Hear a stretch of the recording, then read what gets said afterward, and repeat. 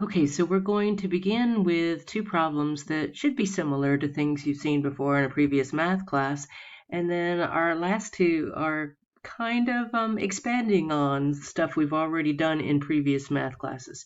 So we've done our quadratic factoring this week. We reviewed that, but now let's apply the idea of factoring to slightly bigger problems than quadratic problems. And of course, this is not quadratic since this has a fourth power, but we can factor it like we factored the quadratics. So instead of having x and x when we factor, though, because we've got an x to the fourth, we need an x squared and an x squared when we multiply to get x to the fourth. So we're going to factor as x squared and x squared. And then, just like we did before with our factoring, though, we want to look at the last term, factors of 9 that add to negative 10. Now, in order to get a negative, we're going to have two negatives to get a positive 9, and we need them to add to negative 10. Well, negative 3 and negative 3 would give us a positive 9 when we multiplied, but that doesn't add to negative 10. But negative 9 and negative 1 multiply to give us positive 9 and add to give us negative 10. So we want negative 9. It doesn't matter which one we put first, and negative 1. All right, now, as we look at these, you should notice that both of these factors, these are differences of squares in the parentheses. So remember, with differences of squares, we want to take the square root of the x squared and the square root of the 9, and we need one that's positive and one that's negative. So we get x minus 3 and x plus 3. Order doesn't matter. I could put the plus 3 first. Same thing with the second one, square root of the x squared, square root of the 1, and I have 4 factors. Now, if we set each one of those to 0,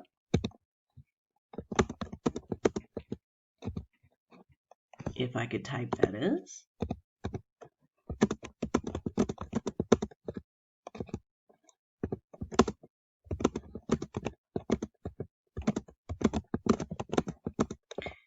take the 3 over, we get a positive 3. Take the 3 over, we get a negative 3. Take the 1 over, we get a positive 1. And take the positive 1, we get a negative 1. And there's 4 solutions to this. And just as before, when we had multiple solutions, we can put them in the set brackets. Order doesn't matter since it's just a list. All right, so let's go to the factoring that we have in this next problem. This next problem, notice, has 4 terms. And you might remember from one of your previous algebra classes that if we have 4 terms, when we think factoring, we should think factoring by grouping. So let's go through that process again. What is factoring by grouping? Well, I'm going to group together the first 2 terms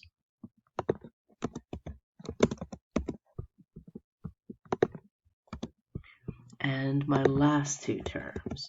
And I always want to put a plus sign in between, and I'm going to put that negative in the parentheses. So I have this. Okay, now, once we've got the first 2 terms grouped and the last 2 terms grouped, we want to take out a greatest common factor out of both sets of parentheses.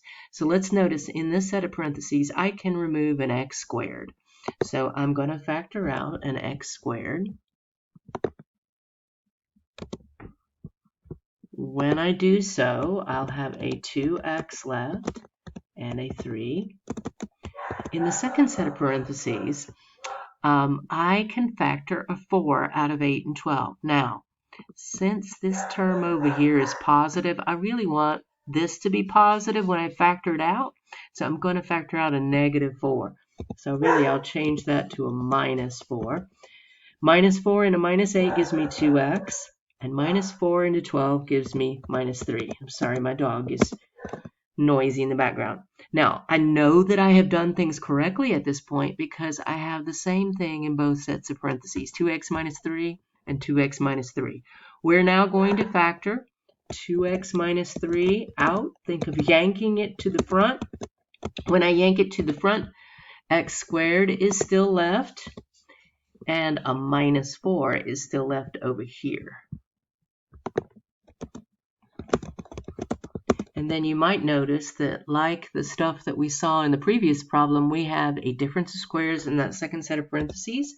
So let's factor that difference of squares. Square root of x squared is x. Square root of 4 is 2. And we need a minus and a plus.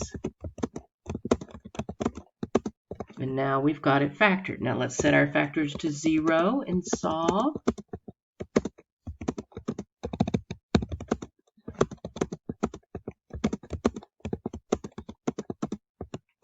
All right, so our first one, if we add 3 to both sides,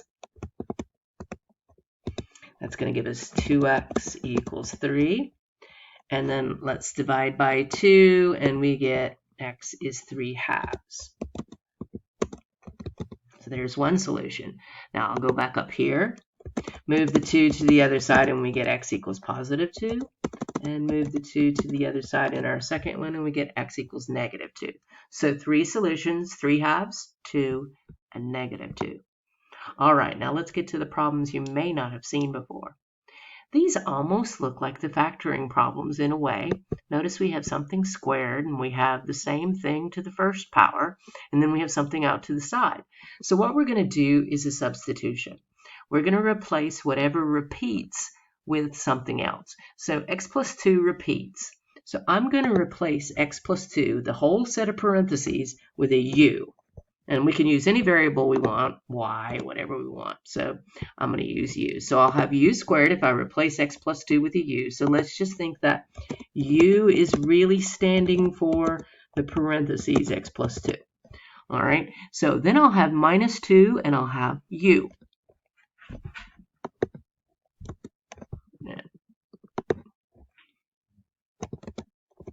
And then finally, I'll have a minus 8 equal to 0. All right, now notice this is a problem we know how to solve. We've solved factoring quadratics. So we know we need u and u to get u squared. And then minus 8, well, factors that will give us minus 8 could be negative 2 and positive 4, or it could be 2 and negative 4, or 1 and negative 8, or negative 1 and 8. But we need factors that will add to minus 2. That's going to be negative 4 and positive 2. And then if we go ahead and set those to 0, we have u minus 4 equals 0. And u plus 2 equals 0. Okay, now let's remember that our original problem didn't contain u, it contained an x. So let's go back and let's replace the u with x plus 2. And we don't have to have the parentheses there. So we'll have x plus 2 minus 4 equals 0. And x plus 2 plus 2 equals 0. And let's see, this one will give us x minus 2 equals 0, which gives us x equals 2. And then this one over here gives us x plus 4 equals 0, which gives us x equals negative 4. Now, if we had taken this whole thing and multiplied, FOILed everything out, multiplied it all out, and then factored it, we would have gotten these solutions, but it would have taken us much longer to get there. All right, now let's look at the second one. This one is not as obvious as the one that we had before, but we're going to substitute again. All right, but first, before I substitute, I want to rewrite this so you can see why this is kind of like the previous one. So I'm going to rewrite this as x to the 1/3 squared. And I'm gonna, this is x, let's do this one as well, x to the 1/3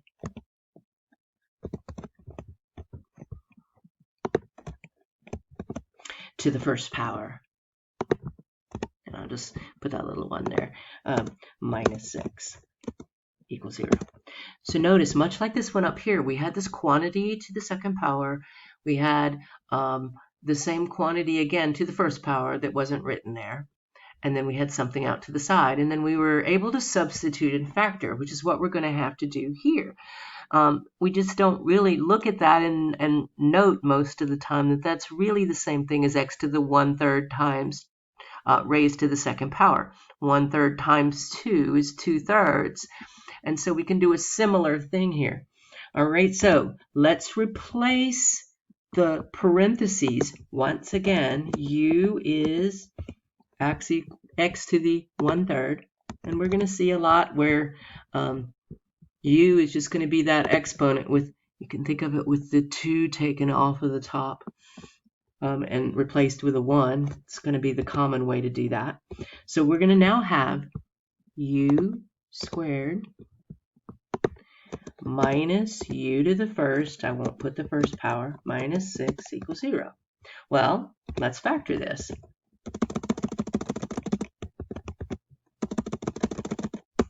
So, of course, we'll have u and u.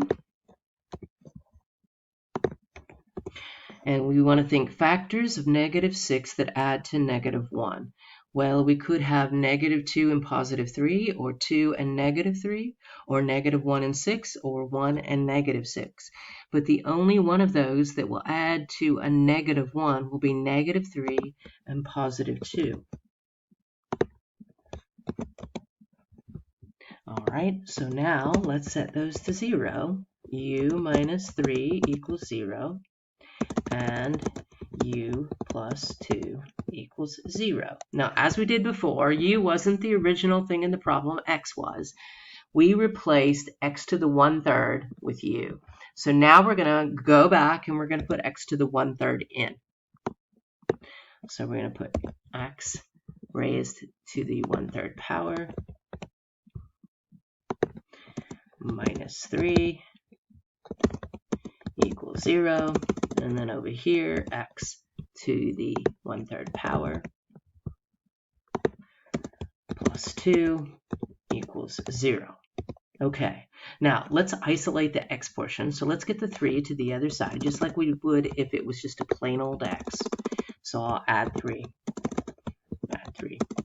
and then I'll do the same thing in the second equation. I'll subtract 2 and subtract 2. So now we have x to the 1/3 equals 3. And the second equation, we have x to the 1/3 equals -2.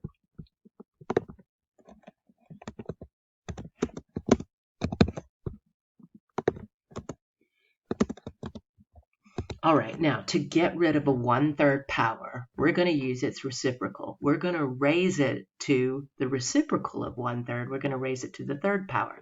So if that was x to the 1/5, we would raise it to the 5th power. If it was x to the 1/7, we'd raise it to the 7th power. X to the 1/2, we'd raise it to the 2nd power. Whatever it is, we want to raise it to the reciprocal to get rid of the fractional power. So we're going to go ahead and take this and raise it to the 3rd power. That's going to make that 1/3 and that 3rd are going to cancel each other out. We'll just get x. Now, we have to be careful, though. Don't forget what you do to one side, you got to do to the other side of the equation. So we have to raise the 3 to the 3rd power. So same thing with the second equation. Just go over here and say x to the 1/3 raised to the 3rd power.